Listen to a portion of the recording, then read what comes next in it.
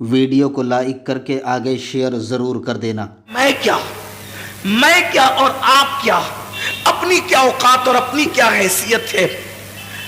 اللہ کے رسول صلی اللہ علیہ وسلم کو خود زندگی میں کئی مرتبہ اپنے ماں باپ یاد آئے۔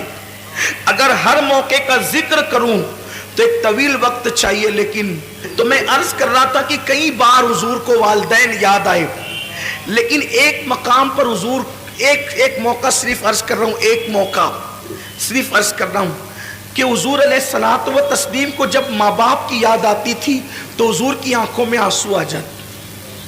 حضور کو ظاہر سی بات ہے، جو رحمت للعالمین ہو، جو سب سے پیار کرتے ہوں، وہ اپنے ماں باپ سے کتنا پیار کرتے ہوں۔ اور حضور کے ماں باپ جیسے ماں باپ ہونے کی حیثیت سے کسی کے نہیں ہے۔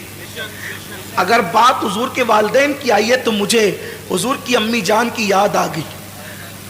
حضور کی امی جان سیدہ آمنہ، جب لوگ دور جہالت میں جیتے تھے تو اس وقت حضور کی امی کے پاس اتنا علم تھا کہ حضور کی امی شاعری کرتی تھی، شاعرہ تھی حضور کی امی جان۔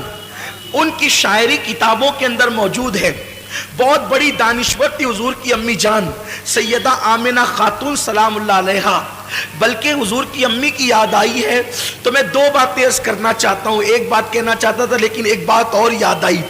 حضور علیہ السلام کی عمر جب 6 سال کی ہوئی تو اس وقت حضور کی امی کا وصال ہو گیا، حضور کی والدہ کا وصال ہو گیا۔ وصال کا سبب یہ چیز بنی کہ حضور کی عمر 6 سال کی تھی۔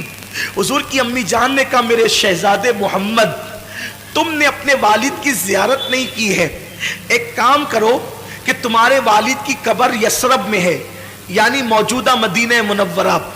اس وقت وہ مدینہ نہیں بنا تھا، یثرب اس کہلاتا، یثرب میں ہے تمہارے ابا کی قبر۔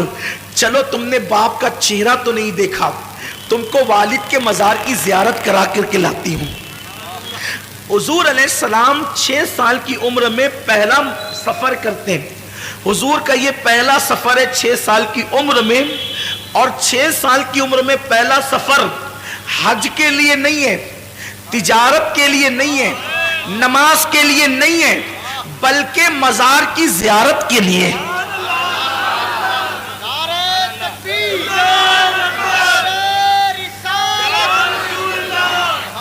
بڑی معذرت کے ساتھ جو دوست قبروں کے مخالف ہیں، مزارات کی زیارت کے مخالف ہیں، میں ان کو کہنا چاہتا ہوں کہ حضور نے تو زندگی کا پہلا سفر مزار مقدس کی زیارت کے لیے کیا، اور وہ بھی اپنے والد کے مزار کی زیارت کے لیے۔ 6 سال کی عمر میں حضور اپنی امی سے کہتے ہیں، امی ٹھیک ہے۔ دراصل بات یہ تھی کہ حضور اپنی ماں کے پیٹ میں تھے، اور صرف 2 مہینے یا 3 مہینے یا 4 مہینے کے اندر حمل کی شکل میں تھے۔ حضور کے والد کا وصال ہو گیا، حضور کے والد کا وصال ہو گیا۔ وہ تجارت کے لیے گئے تھے، ملک شام سے واپس لوٹ رہے تھے، جسے ہم مدینہ منورہ کہتے ہیں۔ اب جب وہاں پہنچے تو ان کی ننیال میں رکے، بیمار ہوئے، اور وہیں پر آپ کا وصال ہو گیا۔ تو حضور کی امی نے کہا تھا، بیٹا چلو میں تمہیں اب تمہارے والد کی مزار کی زیارت کرا دوں۔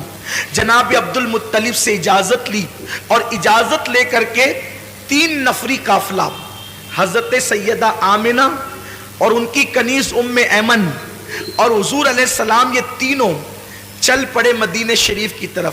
اب میں اس کو یثرب نہیں کہوں گا کیونکہ ہمارے یہاں یثرب کہنا بے ادبی ہے، لیکن اب آپ سمجھ لیں کہ وہ یثرب پرانا نام ہے، اور ابھی وہ مدینہ نہیں بنا تھا، لیکن پھر بھی میں مدینہ منورہ کہوں گا۔ تو سرکار چلے، 1 مہینے تک حضور نے اپنی امی کے ساتھ وہاں قیام کیا، بچپنے میں 6 سال کی عمر میں، اور قبر والد کی قبر پہ جاتے امی کے ساتھ۔ جب رخصتی کا وقت آیا کہ اب جانا ہے مکہ المکرمہ، تو حضور کی امی کبھی اپنے شوہر کی قبر کو دیکھتی ہے اور کبھی حضور کے چہرے کو دیکھتی ہے، اور شوہر کا صدمہ۔ حضور کی امی جان کی عمر ابھی 18-19 سال ہی تھی کہ وہ بیوہ ہو گئی۔ 18-19 سال کی عمر میں بیوگی آخر کیا چیز ہوتی ہے؟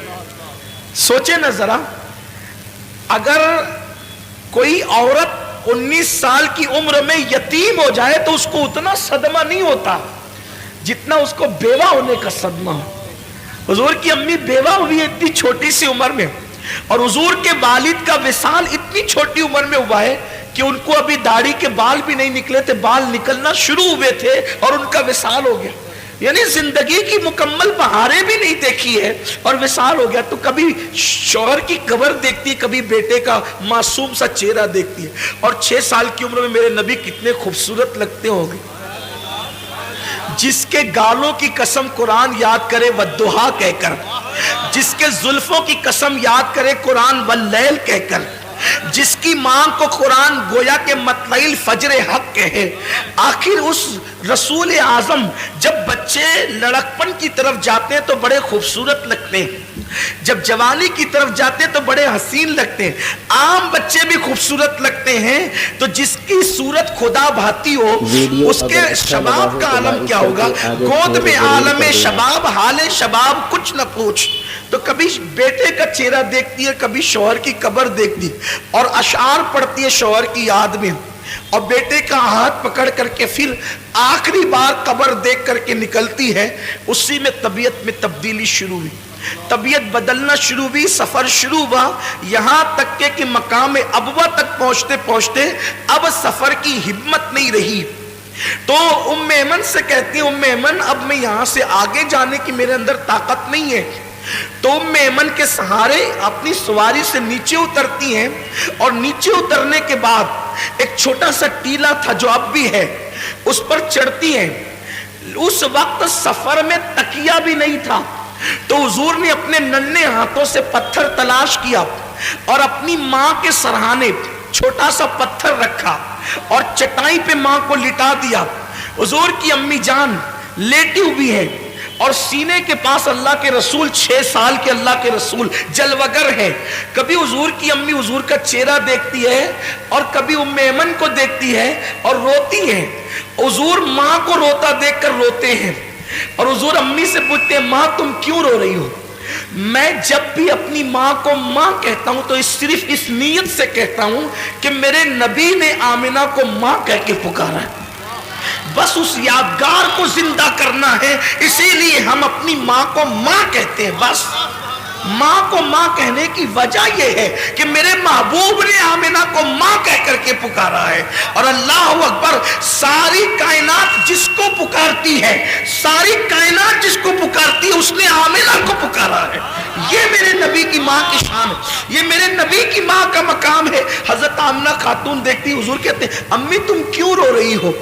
तो उम्मे ऐमन का हाथ पकड़कर चेहरा रसूल का देखकर कहती है, उम्मे ऐमन अब मैं बचूंगी नहीं, ये मेरी आखिरी सातें हैं। मेरा बेटा बड़ा शान वाला है, मैंने बड़े शान वाले बेटे को जन्म दिया है, इसको संभाल कर मक्का ले जाना मेरी अमानत को। आमिना खातून कहती, उम्मे ऐमन मेरा बेटा वो है कि मशरिक से लेके मगरिब तक जिसकी शान के डंके बजेंगे। अरे अभी लोगों को पता नहीं है, अभी लोगों को पता नहीं कि अल्लाह के रसूल है। हुजूर की अम्मी कहती है कि मेरा बेटा वो है कि मशरिक और मगरिब में जिसकी अजमत के डंके बजेंगे। अल्लाह अकबर। और फिर उसके बाद किस शान से नबी की अम्मी दुनिया से जाती है।